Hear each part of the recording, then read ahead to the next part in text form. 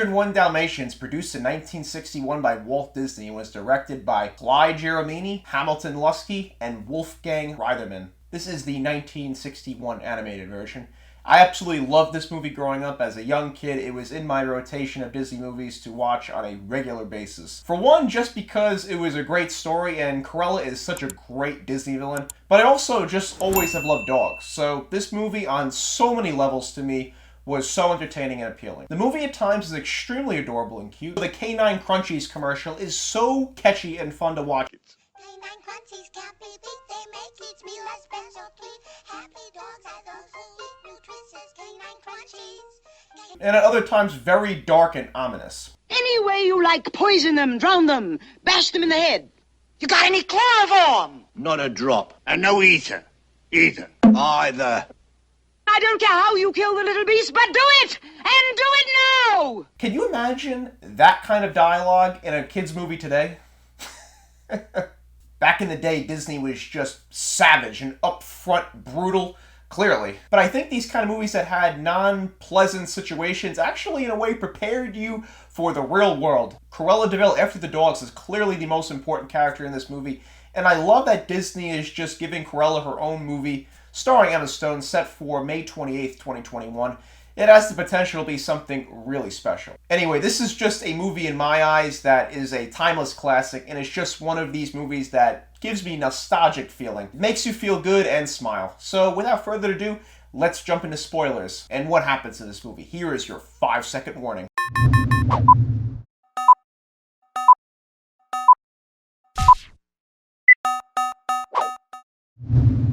London, England, Roger Radcliffe, a musician, and we meet his dog Pongo as well. He writes about romance, which is ironic because he knows nothing of the sort, according to Pongo, and that he could really use a significant other. So Pongo starts searching for a potential suitor from outside the window, and eventually finds the right one, and also a suitable mate for himself, and sees that they are going to the park. He grabs his collar and starts barking so he can get to the pretty lady with the Dalmatian. So now they are in the park, and he takes Roger's hat and places it on the bench next to them and starts barking, but then they up and leave. Guess they didn't want to stick around to hearing the dog barking right next to them. Now it's time for drastic measures, and he wraps his leash around Roger and the woman who is Anita, and they wind up falling together wrapped up by the leash in a nearby pond. We then fast forward into a wedding ceremony, and Pongo and Purdy, the female Dalmatian, essentially get married as well. Nanny is the next character to make an appearance and uses the handle of a broom to bang on the attic to let Roger know it's tea time. In London, England, tea time is a big part of the day.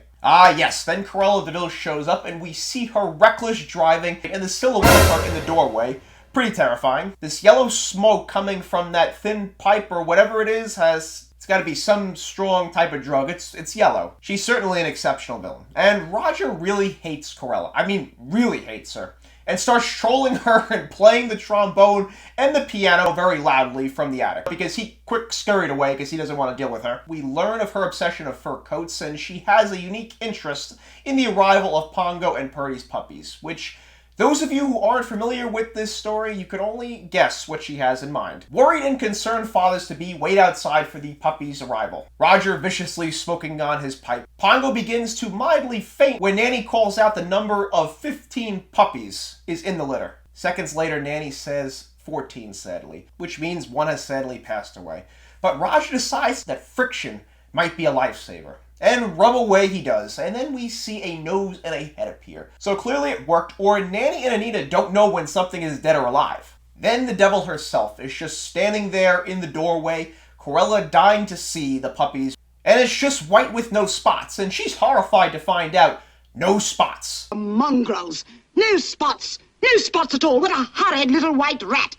Nanny, who hates Cruella as well, says they will eventually get their spots. After finding this out, Cruella says, okay, I want to buy them now. After finding this out, Cruella wants to buy them. Anita says they are not for sale. And Cruella laughs shriekingly out loud and really goes into some deep trolling and says, you can't afford to feed the family that you have already. So how could you possibly take on 15 puppies? Oh, and Roger too, she trolls. Cruella storms off after Roger says they are not selling them. Truthfully though, Roger looked like he was potentially pissing his pants while telling her that though. What? We're not selling the puppies. Oh, surely he must be joking. No, I mean it. You're not getting one. She slams the door so hard the window shatters. Roger and Anita go for their nightly walk with Perry and Pongo, and the two creeps emerge. Don't mind me, I'm just reading the newspaper, Jasper and Horace.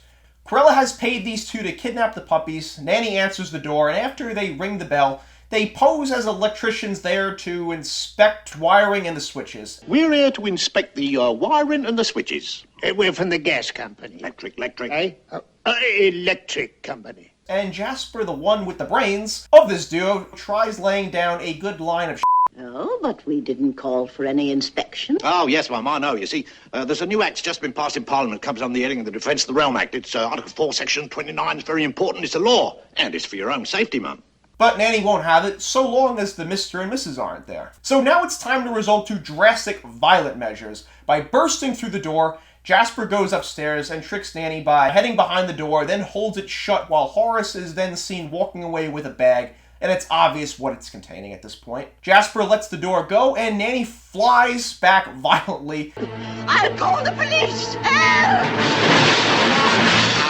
Good night, Ducky.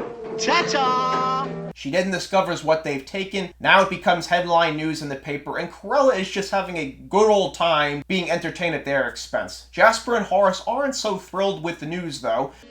Jasper, you idiot! How dare you call here? But we don't want no more of this here. We want our boodle.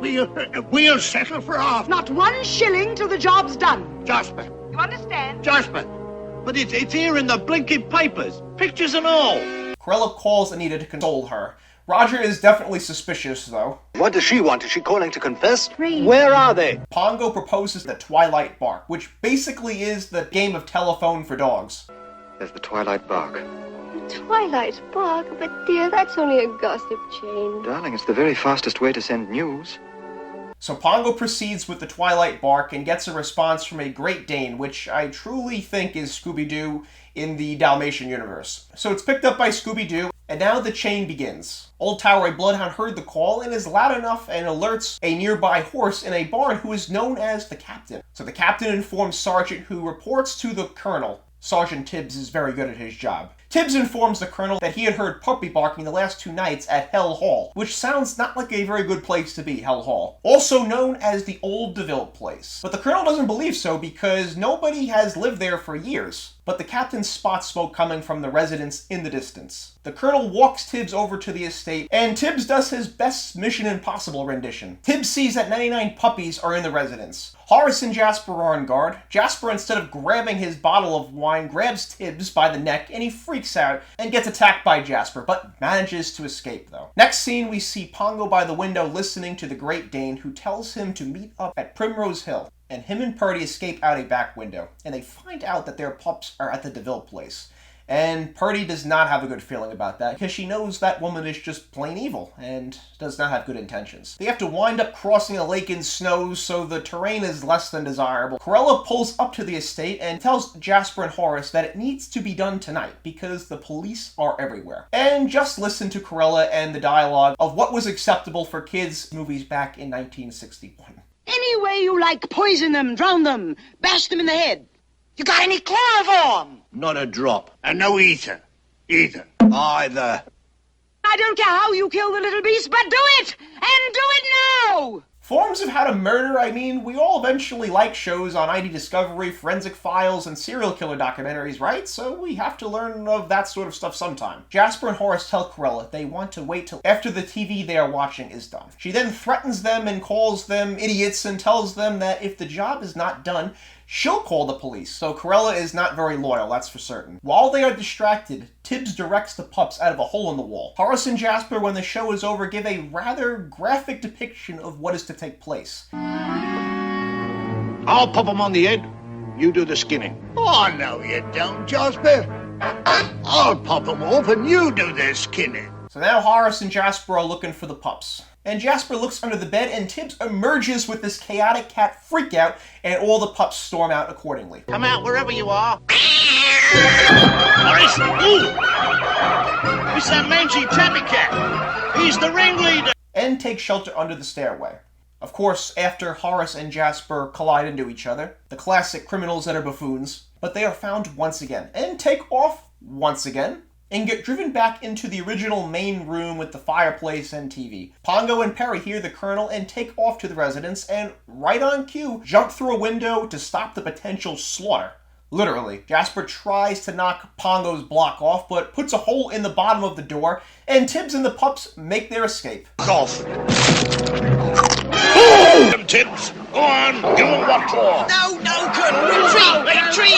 And Jasper and Horace are not faring off too well. They all take refuge in a barn that Tibbs and the sergeant reside in. Horace and Jasper trace the tracks and follow them, so now all of the Dalmatians must take off to the back. The Colonel stalls the two blokes, but the captain and Tibbs have a brilliant organized attack. Here, give me a match. We'll burn them out. Ready, Captain. Aim. Fire 1. Fire 2. And put Jasper and Horace's head through the back door. But in doing so, see the dog tracks and get back in the car and stop by a bridge that all of the Dalmatians are under, and Rolly almost exposes them. Corella passes by Jasper and Horace on the road and has some words for them that are not very positive.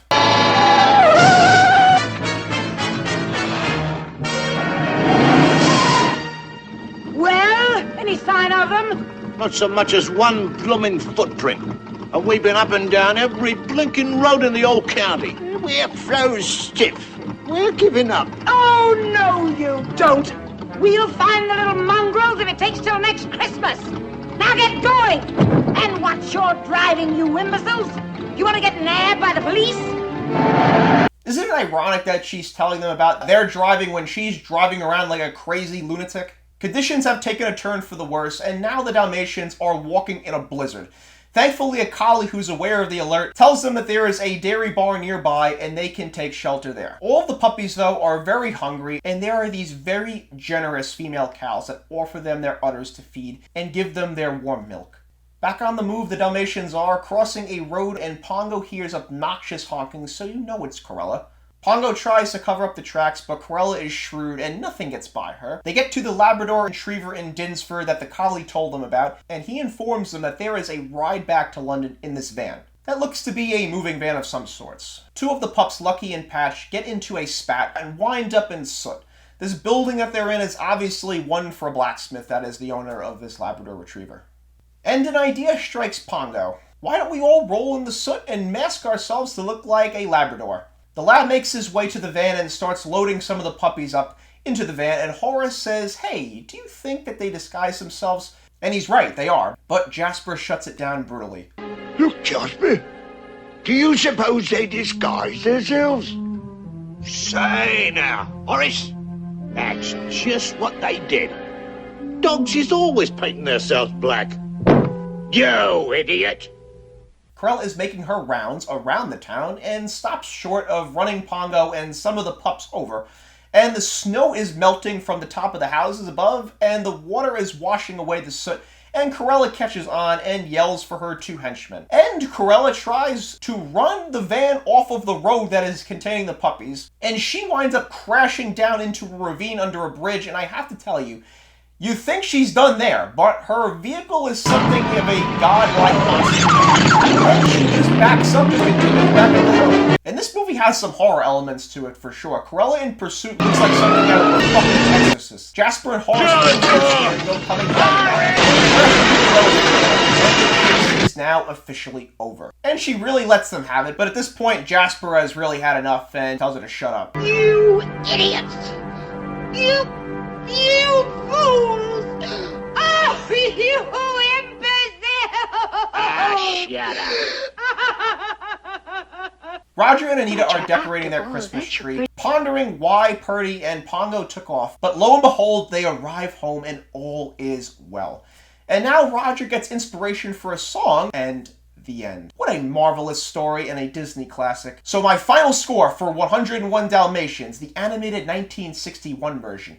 Can I get a drum roll, please? Is an A. For all of the reasons I just stated in my opening monologue. It's just a great classic Disney movie, and kids should watch it. We look at the Rotten Tomatoes score. Tomato Meter gives it a 98. The audience, you're clearly a bunch of morons. This is a great movie that is a timeless classic. and is one of my favorite Disney movies ever. Also, this movie is an hour and 20 minutes long, so it's the perfect time frame. You get close to 2 hours, and it's pretty hard to keep their attention. But for someone who has ADHD, as a child, I could still watch this over and over again and pay attention the whole way through because I love this movie that much. Thank you for watching this Ryan Woolley movie review. If you enjoyed this video, please hit that like and subscribe button down below, as well as the notification bell, so you are notified about the next Ryan Woolley movie review. I am Ryan Woolley signing off saying thank you and hasta la vista, baby.